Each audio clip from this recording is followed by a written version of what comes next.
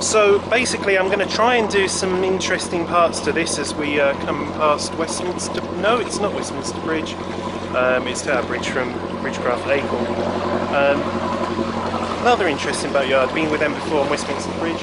Well kept boats as well. Anyway, so I'm going to try and keep things interesting today and do several parts instead of just one video and put it up.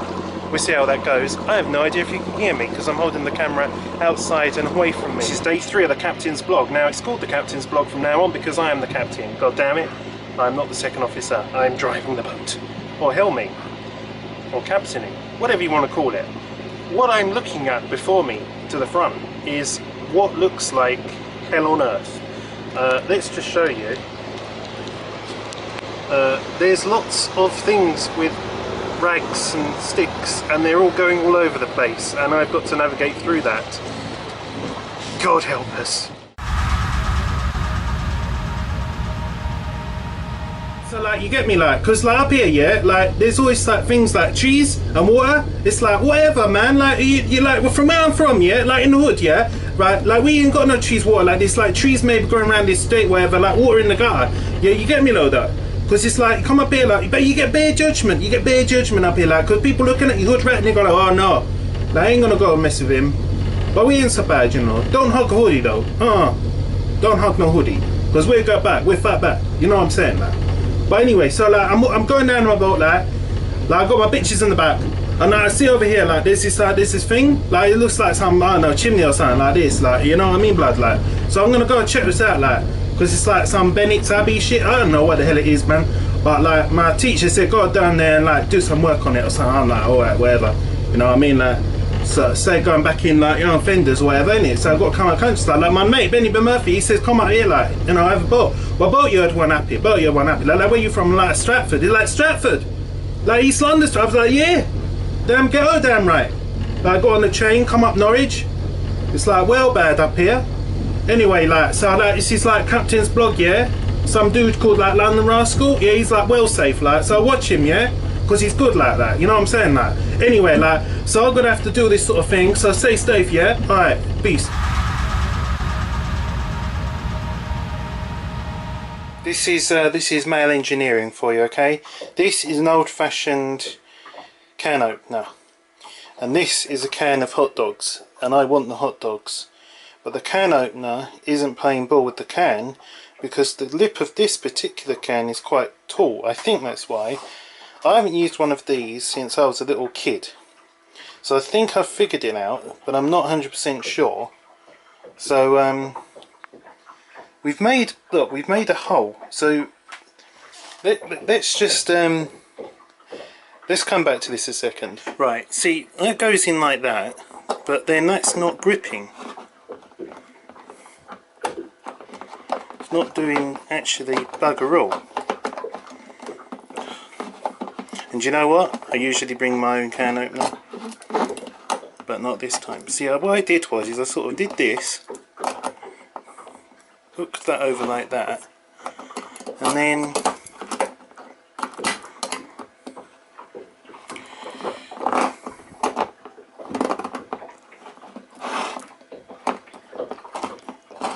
see, it wants to go, but it doesn't. It goes in, makes a hole, and then it's hell to get out. Bloody thing. Right, hold on.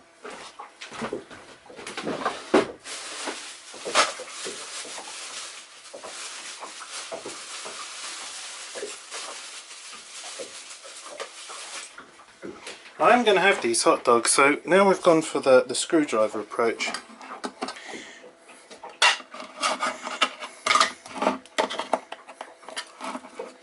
Don't try this at home.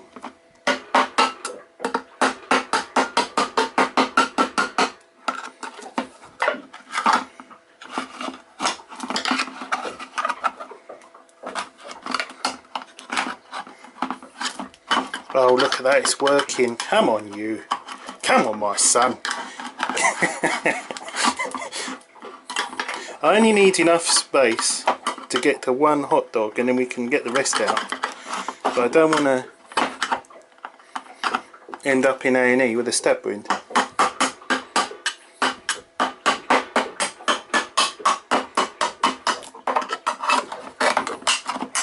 or like major lacerations off the can. Okay, we're getting there.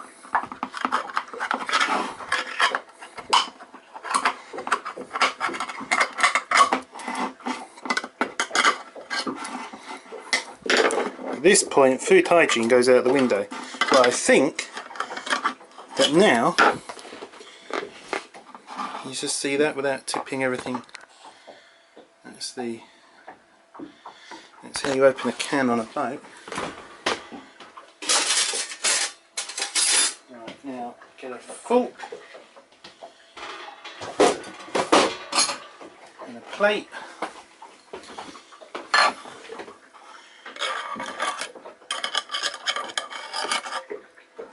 Oh, you know what? It's not going to work. I need to work it some more, I think. I think I need to get in here a bit.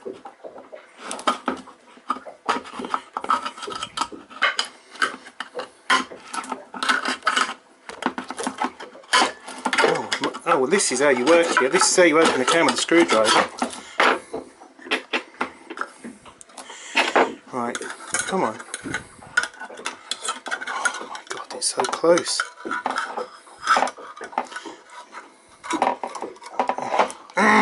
This is the power of advertising. Wetherspoons have started selling hot dogs. I haven't had hot dogs for ages, and I thought, oh, I know. When I'm in Latham's, I'll get myself some hot dogs for lunch.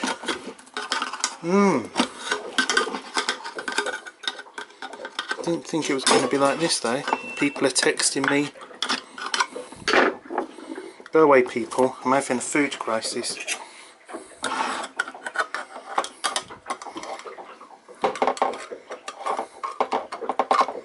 Okay, chip away some of the brine.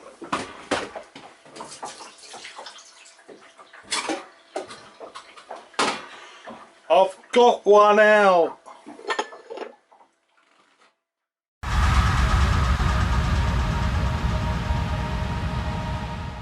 So, a bit of an adventure. We're just overheated. What else can happen? I'm listening to my music through my earphones, and I changed the track and thought, what on earth's that noise? Came down here and heard all the buzzers going off.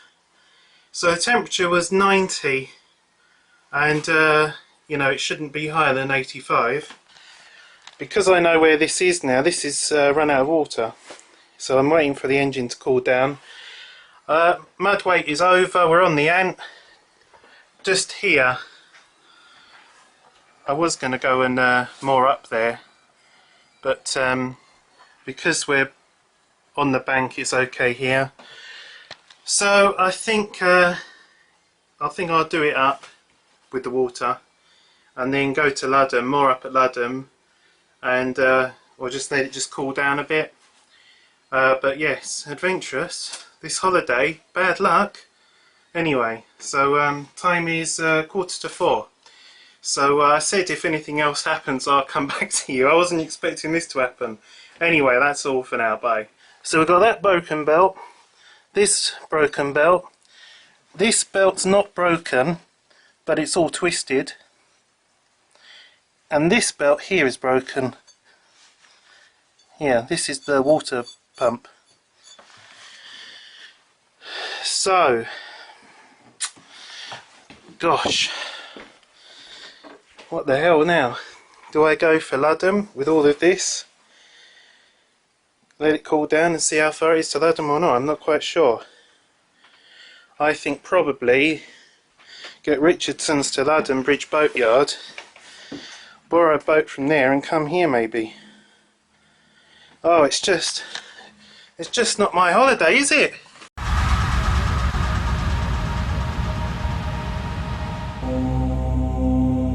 So this is St Benet's Abbey and you're watching the Captain's Blog, which, let's face it, ain't a history documentary, so let's not get ideas above our station, but nonetheless I thought you might be interested in finding out a bit of information about the place. Now, St Benet's, according to Abbey tradition, was founded on the site of a 9th century monastery. Now, Abbey tradition is about as good as two blokes saying to each other in a pub, look, this is what sort of maybe happened. But nonetheless, there was a hermit lived there called Soonman, and he was martyred by the Danes, so they certainly didn't save his bacon. About the end of the 10th century, it was rebuilt by someone called Wulfric, and a generation or so later, about 1022, the estates of Horning, Ludham and Netishead were confirmed by King Canute. I suppose he went round and said, now hear this, Horning, Ludham and Netishead, your confirmed estates, now get on with it. Other early benefactors included Edith Swanachay, concubine to Harold II, and Earl Ralph II of East Anglia, and by 1065 the Abbey had established a cell at Rumborough Priory in Suffolk, which sounds like some sort of underground organisation hanging out in a priory in Suffolk. But by the time of the Norman Conquest, Harold Godwinson had put the abbot of St Benet's, Alfwold, in charge of defending the coast against invasion, because that was all that was going on at the time, all this invasion. And after the conquest, Alfwold, well, he fled to Denmark, which may not have been a good idea because the old hermit was marred by the Danes. Anyway, at the time of the Abbey's estate suffered encroachments by neighbouring landowners. You can just imagine it with their shovels and picks. We want the land! The site was enclosed by a wall with battlements by 1327, meaning these local landowners, they were pretty keen on getting this land, weren't they? Anyway, Sir John Falstaff, he's the inspiration behind Shakespeare's Falstaff, by the way, well, he was buried here in December 1459 next to his wife Millicent in a new aisle built by Falstaff to the south side of the Abbey church. St Benet's is the only religious house not closed down by Henry VIII during the dissolution of the monasteries, and he was a pretty pissed off man if there ever was one. Instead, he united the abbacy with the bishopric of Norwich, and therefore the bishops of Norwich have remained abbots of St Benet's Abbey to this day. In fact, the Bishop of Norwich, as abbot, arrives once a year standing on the bow of a wherry and preaches an annual service on the first Sunday of August. So, for 2013, that first Sunday is the 4th of August. After the dissolution, the majority of buildings at the site, with the exclusion of the gatehouse, were demolished. And the second half of the 18th century, some local farmer thought, hello, that looks like a good place for a windmill. And he later converted it to a wind pump inside the Abbey gatehouse, removing the second floor. In the process, the windmill ceased operating approximately a century later, falling into ruin itself. On the 2nd of August 1987, a cross made from oak from the Royal Estate of Sandringham was erected where the high altar stands. And that is the Captain's blog version of the history of St Benet's Abbey.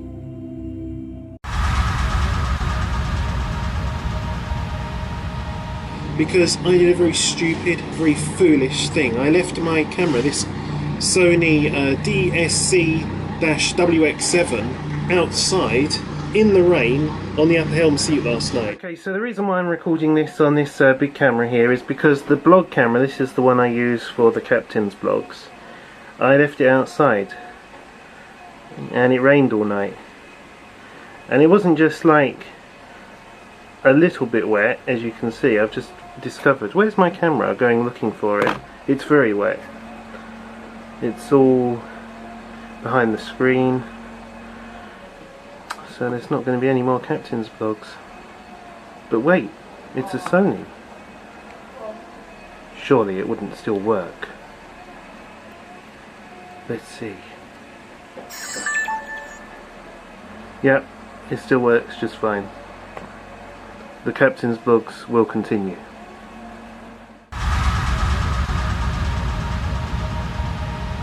You will notice here you've got a camera over here, one in the middle here, and you've got the other one here.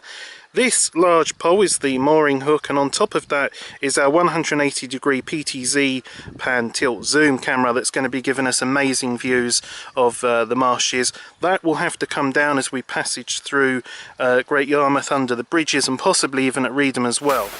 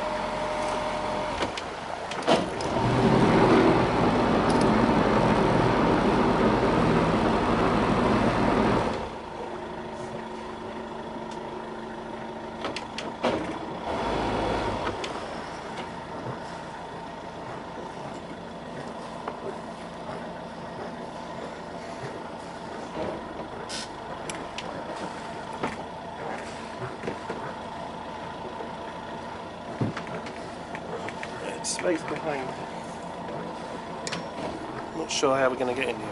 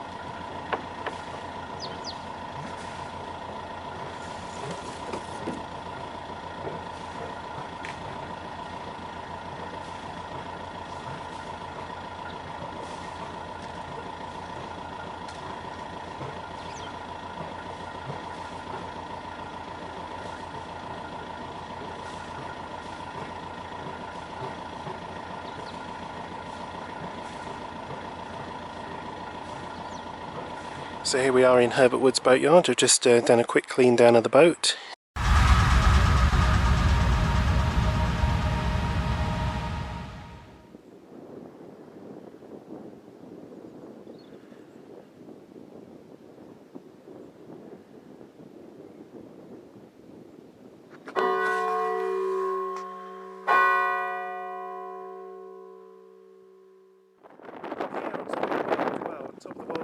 Norfolk's concerned.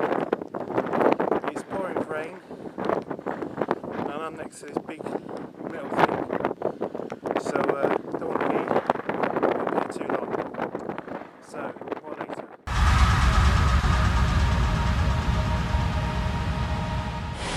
So Sheila, yeah? when are you going to do your own makeup and girl style vlog? I have no idea.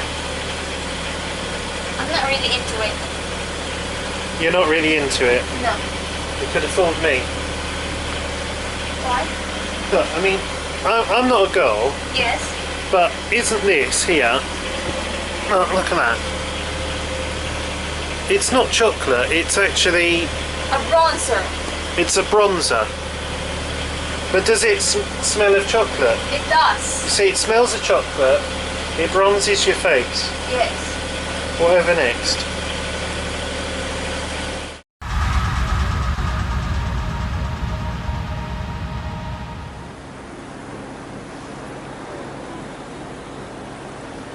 You can't really pick this up. This is quite a spectacular moment with all of the boats creating quite a lot of wash. The tide we're now hitting coming out. So everything's slowed down. We're now going slightly against the tide for the time being. And yeah, it's a bit choppy. Keep up the steering wheel. Keep it on track, keep it between the arrows. I mean, I don't know if you can see here. It's a shame I can't really take mine off. But you can maybe see the flow of the water going past us there. This will be interesting.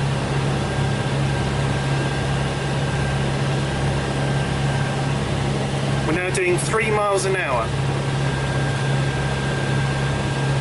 Earlier we were doing 9. Flat out, 3 miles an hour.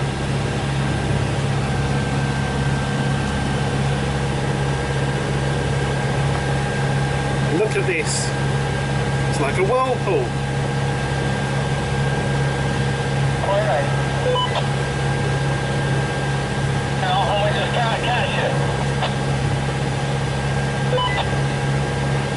We're barely moving now. In fact, I'm beginning to wonder if we're actually going to start going backwards. Okay, that needed all my concentration. I had to go then. We're now down to 2 miles an hour.